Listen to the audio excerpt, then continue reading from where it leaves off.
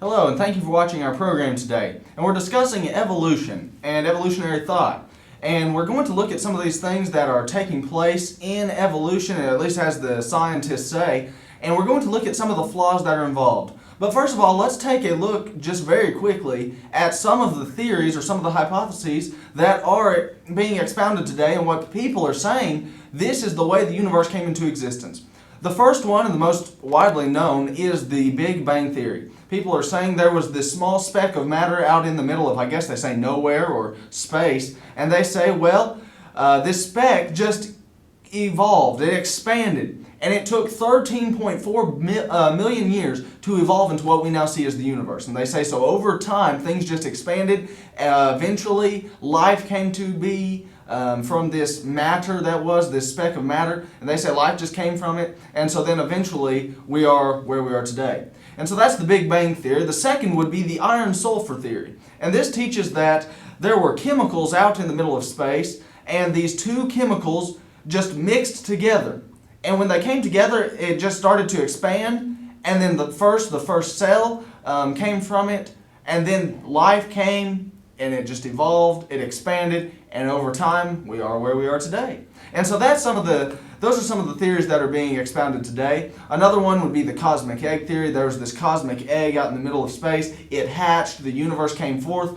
and so we see just the expanse of the universe, and it's constantly growing. The scientists say, well, these are just some of those theories. And so you have now a grasp on really what evolution is. Evolution teaches that things just were there and they started evolving. Whereas on the flip side, we have creationism, which teaches there's an all-being, there's a being that is omnipresent, omnipotent, omniscient, omnibenevolent, and that would be God. And so God created the universe and He set things in order, and so then He said this universe is going to be where men will dwell, and God created all of this. And so you have the choice of either believing evolution or creation.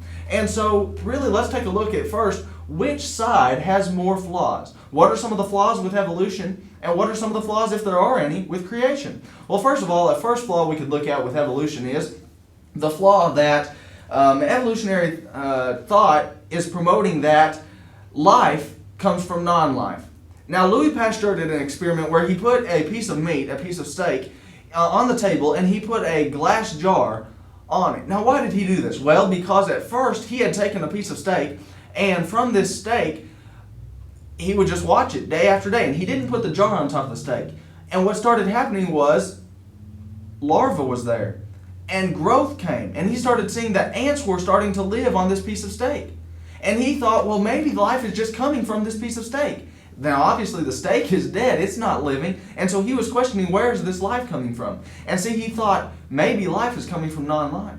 Well, what had been happening was the larva was placed there by other insects, and then these other insects would grow. And so he started seeing, well, there's actually life that's leaving life behind, and the life is simply growing. It's not life coming from non-life. And so what Louis Pasteur did, he put this piece of steak in a jar, a glass jar, and he saw that it was not able to have other ants or other animals come and stay there. And so what happened was he left it in that jar, and over time, life never came. See, and so he disproved the belief of spontaneous generation. Now, there are people today that they won't say they believe in spontaneous generation, but if you're an evolutionist, you have to believe it. And here's why. Because at some point in time, whether it was the Big Bang Theory, whether it was the iron sulfur theory, whether it was the cosmic egg theory, or any such theory, there is life coming from non-life. And that is spontaneous generation. It defies the laws of science. And so let's take a look at a second flaw. The biggest flaw right there is you've got life coming from non-life. A second flaw is that there is no starting point. And for instance, I was in my biology class at college when I was going to Wentworth College in Lexington, Missouri, and my science teacher said that, well, the biggest possibility, or the biggest probability rather is what he said, of this universe existence and the way it came into being, he said was by the iron sulfur theory. And he said these two gases were out in space, they mixed, and eventually they evolved. And I said, well, sir, with all due respect, I said, where did those gases come from? And so what he did was he took a second view, and he said, well, those gases actually hatched from the cosmic egg. And so I just said, well, where did that cosmic egg come from? And he just scratched his head for a moment, and he said, well, I don't really know. Now see, the problem with evolution is that you have to have a starting point at some point. Whether it be with those gases, where did the gases come from? Well, they hatched from an egg. Well, where did the egg come from? See, there had to be something that put the egg there. But the evolutionists don't like that. And see, that's the problem that evolution has. Well, what about the idea of there being an almighty God? Well, we'll look at that a little bit later. But that's the second major flaw with evolution. Let's take a look at a third major flaw. Not only does the evolutionary thought have life coming from non-life, spontaneous generation, not only does it demand there needs to be a starting point. Where did these gases come from? Where did the Big Bang come from? Who put these different things of matter there? Well, the third thing is that evolutionary hypothesis denies the scientific law of entropy, also known as the second law of thermodynamics. The law of entropy states that everything is running down. You know what evolutionary thought teaches you? It teaches that everything is getting better. In fact, over this last month, I was in Baltimore, Maryland, and we went to the National Aquarium, my family and I did. And what we saw there was loads of fish. And inside of this aquarium, they were promoting evolutionary thought. They were saying everything is constantly getting better. Everything is constantly going to enhance itself. And so they talked about natural selection, which teaches that, well, natural selection just picks out the best attributes of things, keeps those, things then grow, and they only keep the best attributes. For instance, if I were fat, natural selection, evolution teaches that I would go ahead and just get rid of that fat, but I would keep my eyesight. Since eyesight's good, fat is bad, I would keep my eyesight and get rid of the fat. Well, natural selection teaches that everything is constantly going to get better. Well, you know what? In the same aquarium that was producing evolutionary thought, they were producing and promoting it, there was an animal there called the blind cave tetra. Now, what this was a fish. And this fish is born with eyes. This fish comes forth out of the womb, and it has eyes, or it's born out of the egg. I guess I don't really know which way it's born. But anyway, this fish is born, and it has eyes. But after it's at about 3 to 4 months, this fish then loses its eyes. Now, what's the problem with that? See, the law of science teaches all things are running down, so it just makes sense for that fish to lose its eyes. Whereas evolutionary thought teaches, well, that fish should not lose its eyes. In fact, it should get more. And see, evolutionary thought is wrong on the law of entropy. They say, well, everything's getting better. Well, science teaches that everything is running down. Well, evolution denies that law. Fourth, there's another major flaw, and that is, let's see here. It is the law that they say that this universe has no designer. Well, the universe had to have had a designer. I mean, for instance, Thomas B. Warren was debating Anthony Flew, and Anthony Flew was challenged by Thomas B. Warren to choose one of these hands. And Thomas Warren had drawn a mechanical hand and the hand that is the natural human hand. And Tom Warren said, here's the mechanical hand. He said, would you say that this hand right here, this mechanical hand, has a designer? Anthony Flew said, oh yes. And so he said, now we know that so far there is no mechanical hand that is superior to a hand designed by God. Or the natural hand. Anthony Flew did not believe in God. And so he said, so you're going to tell me, Dr. Flew, that this mechanical hand had a designer.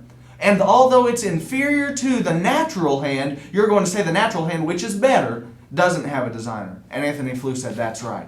Now what a shame. What a shame that is when you've got a mechanical hand, and you're going to say, well, it's so good, it had to have a designer. But then you've got the natural hand, which is even better than the mechanical hand, and you're going to say, well, no, I think that one just evolved.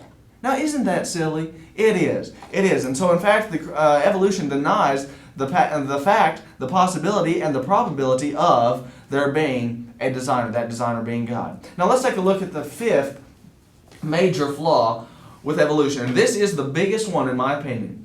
This is, there is no moral law. If evolutionary thought is true, there can be no moral standard. Meaning, who's right? Who's wrong? See, I can sit back all day long and say, well, I just think that it would be okay to kill people. I just think that it would be okay, as Adolf Hitler did, to kill 6 million Jews. And who's to tell me I'm wrong? See, the President of the United States, the UN, whatever, could tell me, well, Drew, that is wrong. But who are they to tell me? They're just human beings as well. See, they don't have any right to tell me what's right or wrong. They can't judge me. But see, there is an almighty God that can judge me, and He can give us a moral standard, and He can say what is right and what is wrong. Evolution, though, simply teaches this, and although they might deny it, it does teach this: the survival of the fittest. Whoever is the mightiest is the most right. Might makes right. That is not correct. See, Adolf Hitler then would be justified in doing what he did in World War II. But he's not. Therefore, there had to be a moral standard that he neglected. That moral standard had to come from somewhere or someone. Where did that moral standard come from? Well, let me now give to you the 5 arguments of why we accept creationism as being true. Number 1, creationism does not have the flaw, like evolutionary thought does, of there being life coming from non-life. See, God is a spirit, and they that worship Him must worship Him in spirit and in truth, John 4:24. And so God is a spiritual being. He is life. He provides life, and He has placed life within man. Ecclesiastes 12:7, Ecclesiastes 7:29, Ecclesiastes 3:21. God has made man, and He's given man a spirit. And so God is giving life to man. And so that's number 1, why we accept creationism. We don't have the problem of life coming from non-life. But then one may say, well, if that's the case, where did God come from? Well, God is a spirit. He is eternal. God is not a created being. And so God doesn't have that problem either. He is simply an eternal being. So let's take a look at the second flaw that evolutionary thought has, whereas creationism does not. The second would be creationism doesn't have the problem of having a starting point like evolutionary thought does. For instance, evolutionary thought, we're asking the question just as we stated, well, where did those gases come from? Where did the Big Bang's matter that evolved come from? See, with God, God simply created the universe. We're not asking the question then, well, where did the earth come from? Well, God created it. Well, who created God? We already answered that. He's an eternal being. Let's take a look at the third then. The evolutionary thought does away with the law of entropy. Well, as creationists, we simply just accept it. Things are running down. In fact, there's going to be a grand running down, as 2 Peter 3, 9 and 10 states. The Lord's actually going to cause this earth to be burned up. Whereas evolutionary thought just teaches we really don't know what's going to happen to this earth. We simply don't know. Well, I'll tell you, one day God's going to come back. He's going to send His Son in the clouds, and this earth's going to be burned up, and the faithful are going to be with the Lord. The unfaithful are going to go down to hell with the devil.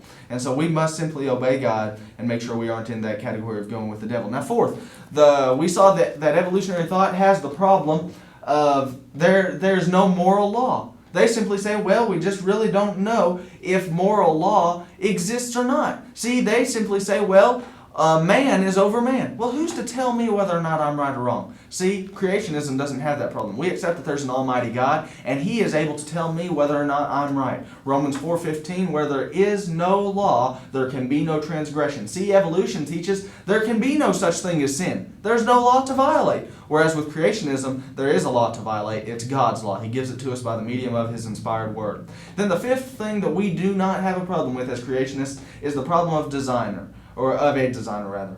God simply created it. God designed it. We use the illustration of the mechanical hand versus the natural hand. Well, which one is superior? The natural hand. Who created it? Obviously, there's a designer. That designer, we would call Him God. God created all things, Genesis 1:1, Psalm 19:1, and we accept that God has created the universe, the beings in it. Life does not come from non-life. There is a starting point. God created the universe in the beginning of time, Genesis 1:1. Why can we not accept that? And logically, we can prove it. If you read the article on our page here on Thus Saith the Lord, you'll realize some of the syllogisms, some of the arguments that we set forth to prove there is an almighty God and He is over the universe. We have disproven evolution, we've disproven atheism, and we have proven that there is a God. If you don't believe that there's a God, don't hesitate to contact us. We would love to get in written discussion with you. You can see our email address there on the page, drewleonard@live.com. You can contact us by text message at 660-641-1167.